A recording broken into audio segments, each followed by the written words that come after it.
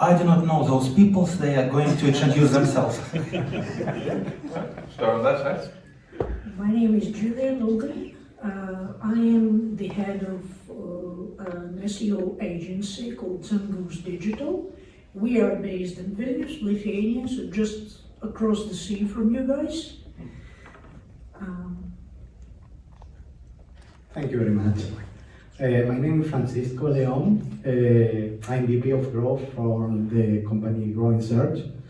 I have experience in gambling and adult industry, and I work also 7 years for Shopify. So you guys met me already. My name is Fili. I'm an ex-Google engineer. I worked for Google for many years, and now I have an SEO agency with another ex-Googler. And I'm, as a fun fact, I think I'm the only one who has ever published an article on both Google Search Console or Google Webmaster Blog and the Bing Webmaster Blog. So, 2 search engines. Thank you very much for introductions. Using a high-quality anti-detection browser is very important for effective work with traffic. We are talking not only about the quality of replacements, but also about the functionality, convenience, and overall product quality. There are many similar solutions on the market. Sometimes it's quite difficult to make the right choice. But we have some really important information for you. Linken Sphere, the progenitor of all modern anti-detects, returns to the market with a new generation of the legendary product, introducing several useful innovations. The new generation of Linken Sphere offers the fastest and most intuitive interface, flexible theme settings, innovative hybrid substitution mode, and the ability to bulk import accounts and create dozens of profiles in just one click. And he's damn handsome too. Linken Sphere is ideal for any work with multi-accounts.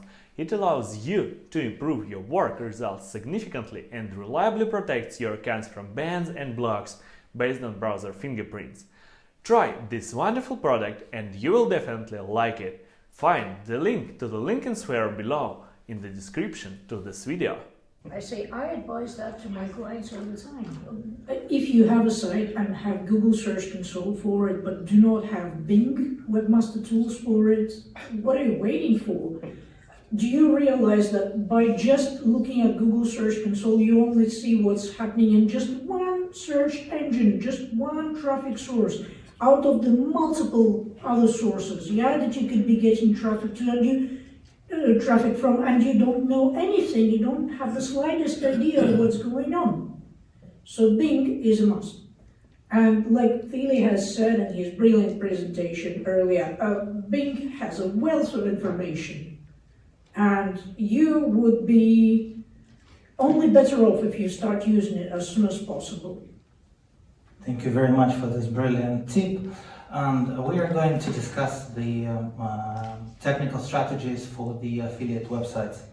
It will be very interesting to know your opinion, guys, on what strategies you used for technical optimization for the product on affiliate websites. Yeah, I can say a few words. We've worked both with operators and affiliates as our clients, and what I can say is affiliates mostly, generally, can get away with more than operators can. They do not have a legal team watching every single sniff that they do. You can put this on your site, but you cannot do that with your site, and you cannot use this platform because this platform is what we use in-house and nothing else, which may be detrimental to the site performance, but who cares? The legal said so. So yeah. Typically, it's probably easier to get the SEO recommendations implemented with affiliates, and yeah, well, basically, we love both affiliates and operators, don't get me wrong, but it's just, sometimes many things are a lot easier with affiliates. Other than that, the principles are the same. It's just whatever you guys can or cannot do from your other perspectives. Thank you. Thanks. Yes, in our case also we did a study where we pre-select 64 keywords in 300 80 pages, different pages, in the Swedish market, and we analyze the operator sites and affiliate sites. We see that operator sites are ranking without a lot of on-page done, with pages with 500 words maximum. In some cases, they don't use hashtags. And a schema is used not as much as some affiliate sites where they have more leisure, where they can go with more keywords, more related to what the user is looking for. And I think, of course, the call to action over there is going to be much better. And one of the main issues that we see on the operators is duplication across the pages, trying to target the different and cannibalizing each other. That is something that we see a lot in the market. Thank you. Yeah, just two quick things. When we're talking operators, there's a huge risk for operators when they work with affiliates. And it's fine to work with affiliates, and I understand that there's a traffic source, obviously, and I agree, it's easier from a legal point of view, but there's of course also a risk because they link to you. So the problem is that they may accidentally also influence your SEO signals. You can stop this, by the way, there are techniques to stop this, by having isolatable patterns, block those robots.txt, and thereby you take control over what signals are being considered for your website or not. But it is something as an operator you're much more vulnerable to than the affiliates. The other thing, and this is part of what I talked about in my presentation, is you really need to, as an operator, you really need to get your technical SEO stuff down and in a good way. Because, and I mentioned the canonical signals, I have seen, and to the love of some affiliates, I have seen the affiliate, the URL, so that is your website with the URL for the affiliate, URL parameter for the affiliate ID, rank over the actual page. So every time that someone clicked on Google search results, that basically was associated with a click from this affiliate. Why was this happening? Because the canonical signals, the technical SEO signals, were conflicting from the operator's website. So Google wasn't trusting that, it was getting more backlinks to this particular URL and trusted that URL over the actual website signals, and as a result, again, a risk for the operator. So although it's perfectly fine to work with affiliates and absolutely fine, they do have different ways of working and can accomplish success. I think from an operator perspective, it's even more important to have your SEO correctly in place and to make sure that you're good there, that you protect it in a way. Thank Can you. I just add something? Yeah. I'd like just to add one little point, which is very, very important. Some operators sometimes put all their bets, so to say, on the affiliate marketing and totally ignore their SEO. That's not the approach to take whatsoever. Because guess what? One of the low-hanging fruits that all the affiliates are targeting whenever they can is ranking for your name, ranking for your brand. Basically stealing your lawful traffic that you should be owning, really owning. Yeah. Because your brand name is definitely something that you should be ranking for. And if your site is messed up and if your SEO is totally ignored, guess what? You're going to lose that brand traffic to the affiliates. Meaning you paid for it. Yeah. Where otherwise it would be for free from Google. And that's why it's important also the brand management, because many of the users, before going and spend money in a particular slot, let's say, they do some research about the brand, and they usually try to play for free, and then they start, when they make this decision and they trust on the brand, they start playing for money. Thank you, very good points. Another question which might help our audience is, do you think the technical strategies are different from market to market? Yeah, I can go. I give it.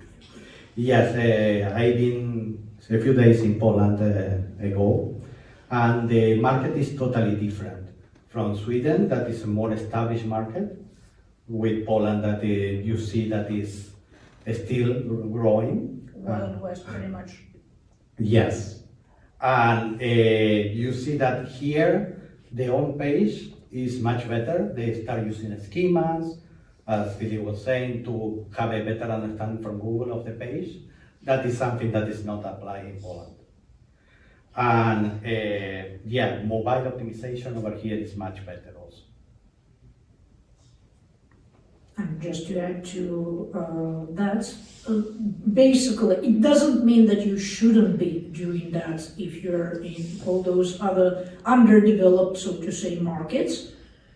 The principles are the same. Whatever Fili was talking about, you need to make sure your site is crawlable, you need to make sure your site is indexable, you need to make sure you do not feed Google garbage. And so on. Yeah, but basically, yeah, the actual implementation in some markets, like in Poland, yes, for example, so people are not paying enough attention to certain features yet. But guess what, if you're in that market and you apply that, and that helps you and gives you some advantage over other players in that market, why not do it? That's most definitely differences between the markets. Google even had it internally split up in different language teams from different markets and stuff, and grouped in like more developed, and US, for example, in the UK, a little bit less developed, but still almost there, Scandinavia, the Netherlands, stuff like that. And then, for example, mostly there, but not entirely there yet. Then you're talking about Germany and Spain and Italy and stuff like that, and then you have basically everything else that's left. And there we're talking about, for example, Poland, and then we're talking about Africa and Middle East and other places. And they were, Indonesia, for example, they're very far away. And not necessarily far away in complexity, just in how they approach publishing online. Because in those markets, it's really about bulk. Like if you publish a casino page in Indonesia, it's going to be received differently than if you do that in Poland or if you do that in Sweden. Now, the one thing that I would say that is most definitely different in the different markets is content and how Google processes that. Although all your technical signals do need to, that's basically across board the same. The content part and the differences between the content in the different markets, what is available, can positively impact you, because the smaller markets where there's less content, like Sweden, for example, it's harder for Google to actually find good content in certain niches and for certain keywords, and therefore it still ranks a lot of crappy stuff, because there is literally no other content in Swedish.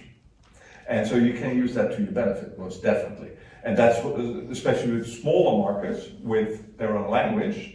And yes, I'm sorry, but Sweden is a smaller market in that regard, and so is Lithuania, and so is even Poland for that matter, because we're looking on the other side more at the US level. So smaller specific language markets, they do tend to have a lot of opportunity when it comes to content, where you can still rank, and you just need then the technical signals correct, and then like do that well, and some brand marketing with it, generate good positive user signals, and you can still generate shitty content and rank, unfortunately, but it does work, depending on markets. Yeah? Yeah, also, do not assume that if something is true for one market, the same thing is true for all the others. Like, for example, when you're having a Google update, do not assume that it's global. All the Google updates necessarily, absolutely, 100%, I don't know, 200% affect the US market, for sure. Most of them affect the UK market, for sure, like 99.5% perhaps, yeah? All the other markets, not so much, not so much. The Swedish market might not even notice half of the updates, right? Never mind Swedish market, that's a different language if we're talking about English language markets. Let's say Google August core update, yeah? US has noticed it, UK has noticed it, Canada, Nothing at all. Imagine that, nothing at all. A global update such as a core update, not some minor thing, a core update. Canada, English-speaking market, nothing at all. So that happens. So the best tip here would be to watch your own particular market that you're working in.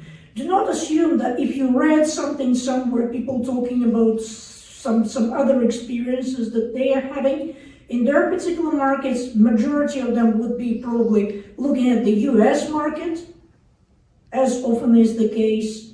That same thing applies to your market. Always have a look at your own market before assuming anything. I would like to add one more thing also related to this. That is something that the operator sites are not doing the best in the majority of the cases, is localization of the content. They think that translation is the same as localization, and it's totally different. Or even sometimes they partially translate something. They translate the menus, but the rest of the content is in one language, in English, most of the cases. And that is a big issue that they have, the industry in general. This not localize the content. And not just localization part, it's also the linking internally. So for example, you switch language, you end up on the homepage of the other language instead of the translated article that you actually were on in the other language that you wanted to switch from. Yeah, so the link on that article where you say, okay, this is the wrong language, like here, I get the German article, I don't want the German article, I want the Swedish version of this. I go to switch language, I choose Swedish, I'm on the homepage for the Swedish language. I'm not on the article, I have to refine the article in Swedish now. Yeah? And it's also a missed opportunity because we're not cross-linking. That technical signal is missing again there as well. Now, one last thing I want to quickly add as well is some fun fact. I have seen in industries, certain industries in certain countries, certain niches, where the entire top 100 of the search result is actually penalized. But there was no other content, so it's still ranking. Yeah, this is absolutely possible. Not ideal for Google, obviously. Not working for them anymore, so I can say this now. Not ideal for Google, but here's the thing. It does happen. And the smaller markets especially, there's a lot of opportunity there. Especially when it comes to content. Thank you for the fun fact. You can see the audience is almost died from the fun. Let's dive deep into the technical questions. What do you guys think about web core vitals? Do you think that it is important? Do you think we should focus on this, or what is your opinion? Well, especially for the gambling industry, it has never been a make or break thing, really, because like Fili said, you cannot have an empty SERP. You need to rank something. So if, for example, you're searching for something that all the casino operators should be ranking for, they all have, if you analyze all those sites ranking, they all have horrible page performance. Their pages are so slow, all those elements that are not loading properly or take forever to load, or the rest of the page doesn't load until this one blocking element loads and stuff like that. Doesn't mean that that is the best practice. Doesn't mean that you should be doing that. Doesn't mean that you shouldn't be trying to make it better. But basically, it's not a make or break thing these days, and has never honestly been. Thank you. Yeah, for me, yeah. No problem. It's always this one more factor. It's good to always be to serve your page as fast as you can. It's going to help with the user experience. What you want is like the people stay on your website, visit even more the website, engage with the website, and all this is helping. And more if you want to then to convert, you have CTAs on your website, that is going to increase a huge percentage of that, having served the website much faster. I'm going to do the SEO thing. It depends. So there are indeed websites where it's not make or break, absolutely. And it's also not the highest priority of all the things. I have seen a lot of people that come to me saying like, hey, we're going to focus our whole SEO effort this year on the core web vitals. Probably not your best effort and not your best prioritization there. So is it something that can help? Absolutely. Is it something that is a factor of one of many? Absolutely. If you do better than your competitor, it can give you a leg up, so to say, so it can be beneficial. Overall, we're improving the user experience. That part is actually the outcome of that is actually benefiting us more within the Google search results. The fact that users actually stay on the page because the page loads fast, it's not the core web vital, it's the fact that users don't go back because the page is so slow. Yeah. So from that perspective, absolutely, it helps focus a little bit on the core web vitals, but it's not your first thing. If all your canonical signals have problems, or if your pages can't get indexed properly, or you have, like you saw, 15%, 16% of your HTML pages are being crawled, then that's your first problem you need to solve. And this is a lower priority. Now, there are several web vitals, and there's only 3. Soon a fourth, and then a third, then one gets scrapped, so it's 3 again. Core web vitals. However, one of them, of the normal web vitals, that is not considered a core web vital, and I think it actually should be, is time to first byte. And the reason why is it impacts everything with your website interaction.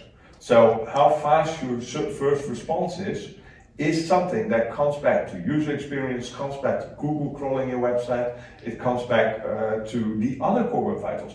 DOM content loaded is one of those other web vitals, and that is dependent on the DOM content being loaded, which means it needs to connect to your server, which means it needs to do that time to first byte. So in order to get that time to first byte, that's an important one basically. I think that one should actually be a core one, to be honest. But it depends. It depends on where you are with your website. In some cases, if you have optimized everything else, by all means, go for it. Then this can make a difference still. It's not your first priority though.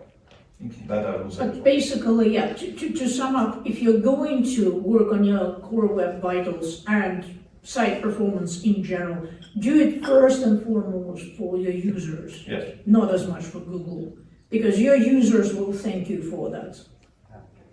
And another interesting thing will be to analyze your website, check your logs, see across the different templates that you have in your website, see if something in particular that is performing a lot worse than the rest of the website, and maybe focus on that.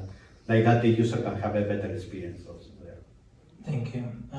Okay, so from other perspective, can you guys name maybe 3 core fundamental things which you think are important for everyone from the technical SEO perspective? I'm gonna name just one, making sure your site is crawlable and indexable. That is enough. That is the core of everything else. Okay, makes sense. Yeah, I always focus on, in my 7 years also at Shopify, managing all the websites over there and just the premium plus websites. Always I focus on the site structure, analyzing that, see crowdability, of course, of the website, and from there trying to analyze any issue that I see coming from logs. I'm just going to name it also as one, and that's primarily the trends that I'm sending into those algorithms. Because it's not about individual pages. It's not like if you have one backlink that's spamming, that's not a problem. If you have 1,000 backlinks that's spamming, that's a trend. And keep getting more. And getting more especially as well, yeah. And stuff like that. And what else am I sending into those algorithms as trends? And you know, those type of signals is, again, not about individual things. It's really about the trends and the input. And that's the thing we need to manage from a technical SEO perspective. Be it user signals, be it crawlability, be it indexability. All of those things come down in the end with the algorithms to the trends that we're sending in. And that's where the key lies. If you manage the trends, and a lot of people are focused on individual pages and individual things, but not on the total trends that we're sending in. And often people say, okay, we're crawlable and indexable, so we're fine, right? But what about the backlinks? What trends are we sending with that? Because Google looks at the entire picture. They don't look at just your subdomain. Say that you have an operator, that you're an operator and you have a website where you have multiple teams working on different subdomains or different folders. And you say, oh, I want an SEO order, but only of that subdomain or only of that folder, because you know what, the other team in the other language works in the other one. Well, the thing is, Google doesn't differentiate that way. Google looks at the trends for the entire domain. So as a technical SEO, I have to look at the entire domain. Yeah, and all the signals all the trends, not just as partly. The division that we make with our organizational structures is often not representative to what Google is seeing within their algorithms. So we need to also step away from that. Thank you. Nothing to add, right? No. Okay. So you mentioned backlinks, and backlinks are still important. What do you think about negative SEO, and can you comment the Google's opinion on the negative SEO? Do you believe is it a thing? Should we analyze it in our technical? We should ignore it? 2 points which may seem contradictory to some of you, but they are really not. First, negative SEO really is a thing, it exists and it works.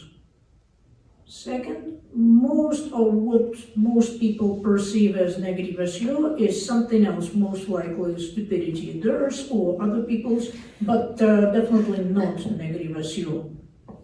They're not mutually exclusive, you know, those points. Before you pass the microphone, do you mind to give us an example of what is negative SEO from your perspective? Negative SEO, as a definition, to give you the definition, is somebody doing something purposefully to hurt your rankings, to hurt your site, whichever way that takes. I personally know many ways to do that.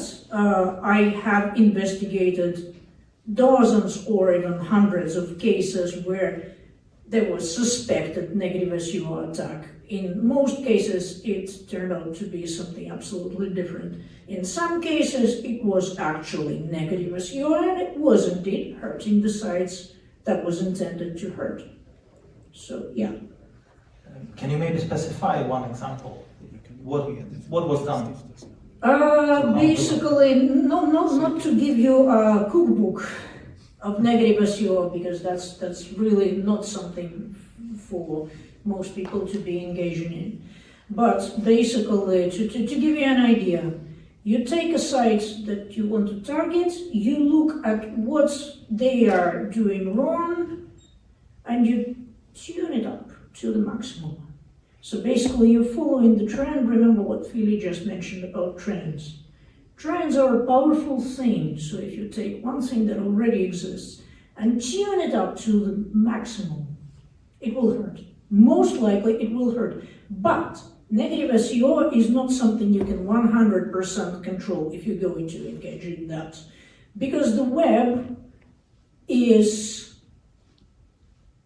this multi-factored organism that is not influenced or not controlled by any one entity. So let me give you just one example. A few years back, a certain company who were concerned about a certain review site reviewing their product in a really, really negative light asked me to bury that negative review with the help of negative SEO. I said, that's not really sustainable. You should be doing this and this and this and this instead of this. This would be a more guaranteed result. Whereas with negative SEO, yeah, sure, we can do certain things, but I do not guarantee the outcome. They insisted. I said, okay, let's do it. But like I said, I do not guarantee the result, but let's do it. So we did what they insisted on doing, and it kind of started working. Basically, what I did was take one thing that was wrong with that site and tune it up to the maximum. Problem is, somebody else was also not happy with their product review on that same site, and they decided to also negative SEO it. Only they didn't know about negative SEO quite as much. And what they did, they thought, oh, if we hire somebody off Fiverr or something like that to just point some really shitty links at that review, that will surely make that massive site drop off the surface of Earth. Guess what? No. It didn't work like that. It didn't work like that. Moreover, it ruined my perfectly thought out negative SEO campaign. Why? Because I said so. I do not control 100% of the factors. I can control my part, but if somebody starts doing something like that, they started pulling up links. They ruined my perfectly thought out campaign because they added extra signals. They thought that this massive site with a huge link profile would be ruined by a few hundred of shitty links that they got somebody off Fiverr to point at their review. No, it doesn't work like that. So basically, if you do not understand what negative SEO is and how it works, definitely do not engage in it. Thank you, Julia. Thank you. Very interesting case. Thank you. For me, definitely exists negative SEO. Coming from the adult industry and going to gambling, I can see a lot of cases. It was a practice that I was trying to understand all the time to see what the competitors they were doing, like every month, different techniques about negative SEO. It is not that hard to do it. If you want to do it, you can do it. It's something that I will never recommend because, as you said, it's always coming back. And I will try to put all the efforts to do a correct SEO strategy, but it's definitely doable. Just acquiring domains also that they were penalized in the past and redirecting to your competitor. That could happen. I saw also strategies of DMCA sections of your website that disappear from the search. Like that. There are many strategies that you can implement to negative SEO, but it's not recommended. Thank you. Do you want another fun story? Yes, please. Yes, please. Okay, this time it's going to be about perceived negative SEO that turned out to be something else and not a negative SEO actual case. So, I've got approached by a friend who runs another SEO agency who's had their clients approach them with a problem that they had. They suddenly started getting links to the pages with really spammy URLs that did not really exist on their sites, and they were thinking that they were negative SEO'd. What in fact happened, as my research has shown, is their server got hacked. The hacker planted a bunch of parasite pages on that server, targeting all those spammy terms from replica watches to you name it. And then they started pointing links at their parasite pages to, of course, make them rank. The hosting provider never told that client that their site got hacked, quickly cleaned it up, basically not as much cleaned it up, but more like swept it under the carpet. Basically, if something like this happens to you, there's a lot more involved to make sure that your site doesn't suffer from the results of such a hacking attack. And that includes links that may have been built to all those parasite pages. So, of course, they didn't do that. And 404. Of course, absolutely. By absolutely. turning a proper status code, the 404 status code, you Yeah. undo the back. One of the things that you should do in such a case. So basically, but they were looking at this thinking, oh my gosh, we're getting negative SEO. Yeah. No, it's just your hosting provider being really stupid. Getting involved into something they have no experience with and no expertise in, that's it. Thank you very And much. that's like 99% of cases of perceived negative SEO. Thank you very much, Julia. You really sound like a badass in terms of negative SEO. And maybe You're saying that to a room full of lawyers, do you realize that? Please do not not sue me. I think lawyers left after we mentioned the technical SEO. All right, before our audience fall asleep, maybe let's try to address the final and very interesting question, super trendy one. So what AI tools you can recommend for the technical SEO? None of them. Another story, that's the most entertaining thing that we could do here, perhaps, yeah? Yeah, definitely. So, yeah, another story. I was auditing a client site recently, and typically when I audit the site, I go in depth in the report into all the issues that they have on the site, investigate everything that needs to be investigated, do a detailed description of everything that needs to be fixed, blah, blah, blah, yeah, and then I do the conclusion, actionable steps in the end. And in those actionable steps, I typically mention, as a bullet point list, you need to fix this, go to page this for a detailed description of what is wrong with that and what you need to be doing with that. You need to fix this, again, reference to the page, you need to fix this, reference to the page, and so on. Typically, how I do this is I just go through my entire report, 30, 40, however many pages we have there, and I just make notes somewhere else and then put them at the end of the document so that they have this kind of executive overview and could estimate the workload and everything. This time, I decided to save myself some time. I fed my document to ChatGPT.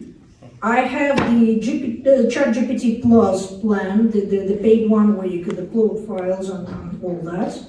And I gave it a task. Please summarize this document in terms of the actionable steps, what you need to do to fix all the issues mentioned in it, and reference the page where this is described in detail. It could access the document.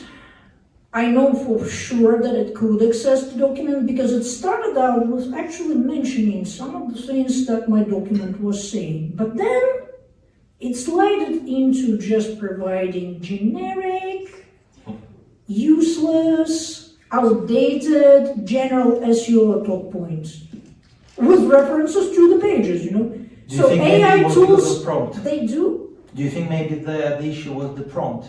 No. The issue is most of those tools are really not built for the task.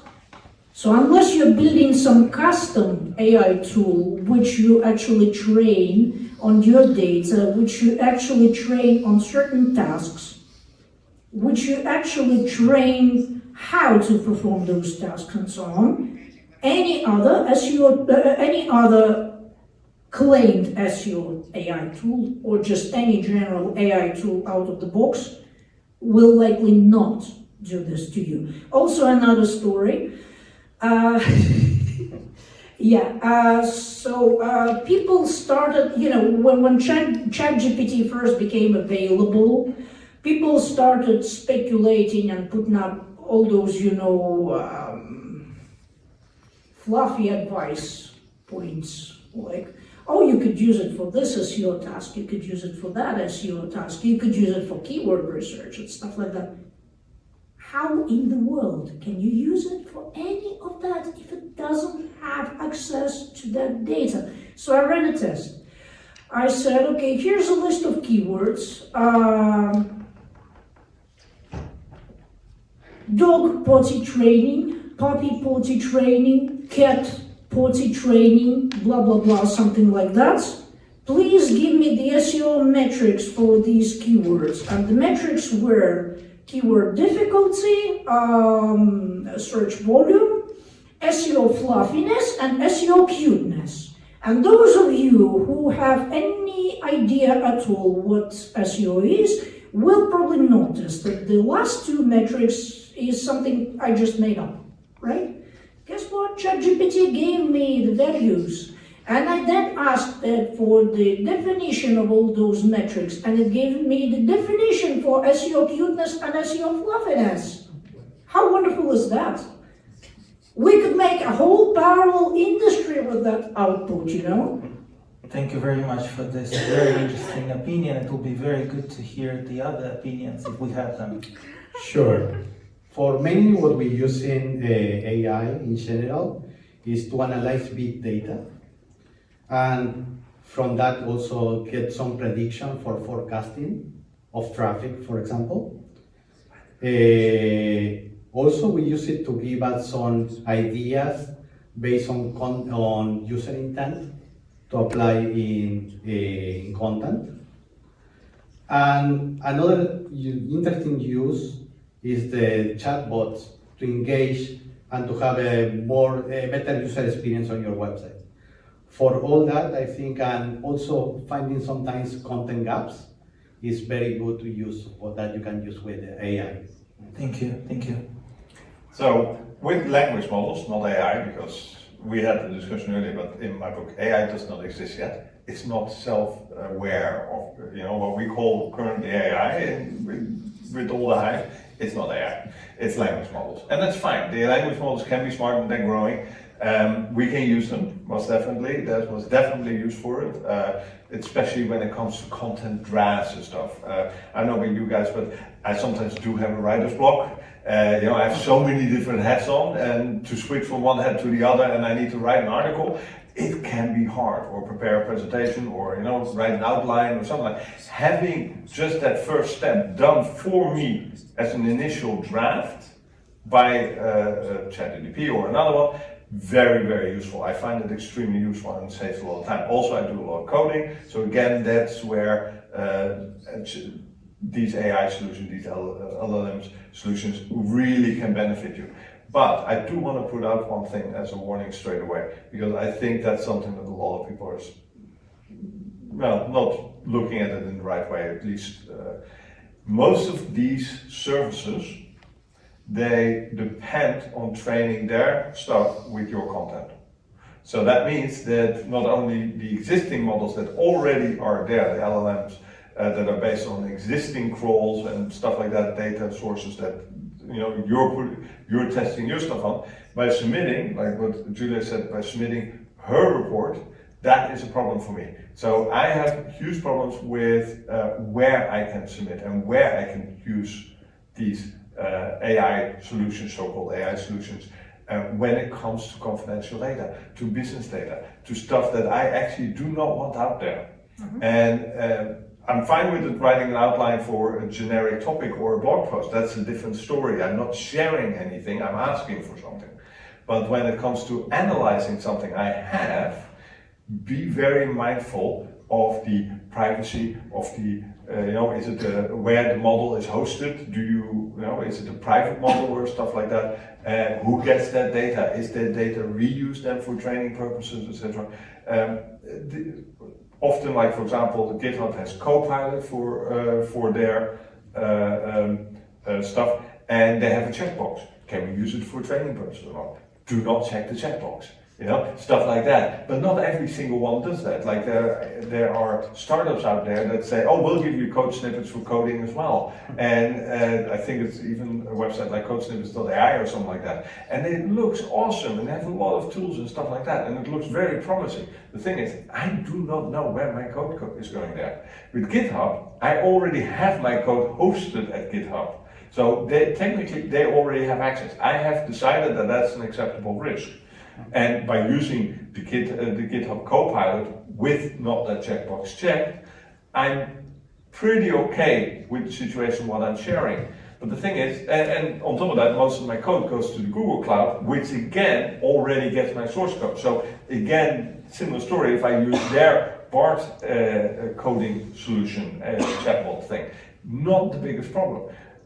But it becomes a bigger problem, most definitely, when I go to a third party where I do not know where it goes. So when you're talking about using any so-called AI solution, LLM solution, for your actual data, for analysis of your actual situation, be very mindful which LLM solution you use, and maybe consider self-hosting it. Because there are also self-hosting solutions being offered there, where with a little bit, and it's not like the model is pre-trained, so you're just downloading the model, the trained model, the end result, and you host that locally. You stay in control of your data.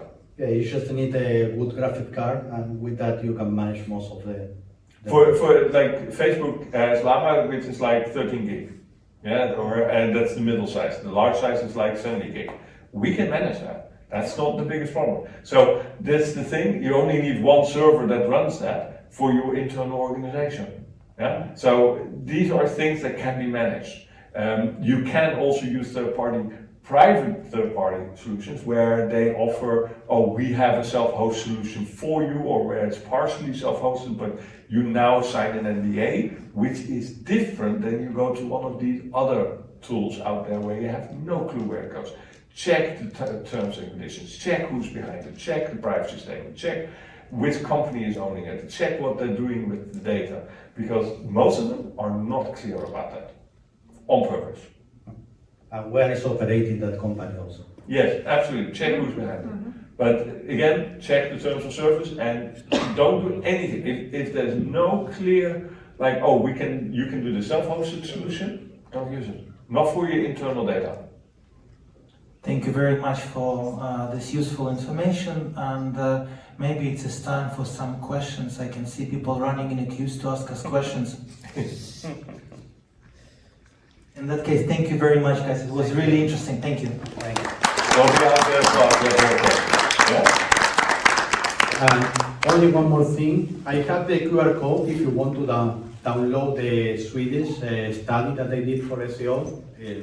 I can give it to you. Find them over there doing the network tricks. Thank you very much. Thank you.